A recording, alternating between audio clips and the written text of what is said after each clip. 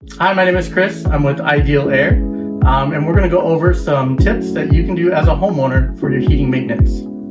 In some homes, we're going to have our filtered grills in the ceiling. So with our ceiling returns, the one thing I like to do is turn my fan on. So if you go to your thermostat and just turn your fan on, what it's going to do is help you hold that filter in place so you're not struggling. We want to get a ladder. These are latches.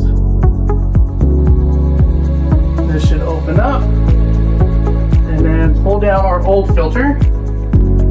Filter's super dirty compared to our new filter.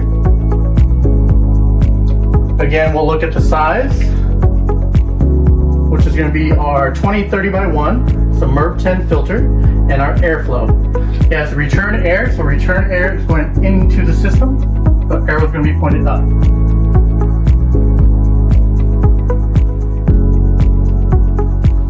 New filter in, and with that fan, it holds that filter in place so I'm not struggling with the grill and the filter at the same time.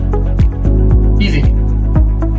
If you feel that you are in over your head with your AC or heating maintenance, you can always call Ideal Air and we'll help you out.